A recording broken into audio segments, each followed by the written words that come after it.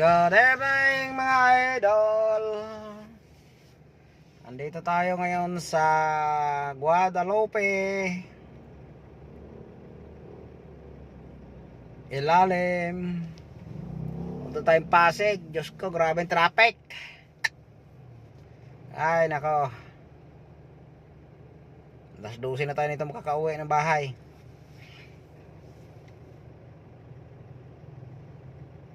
Galing tayo ng Bill Air. Ay, tayo ng Pasig. Ano oras na? Mag alas 7 na. Siguro makarating tayo ng Pasig alas 8. Pabalik ng BGC 1 oras ulit, alas 9. Mga alas 12 makauwi ng bahay. Aga pa.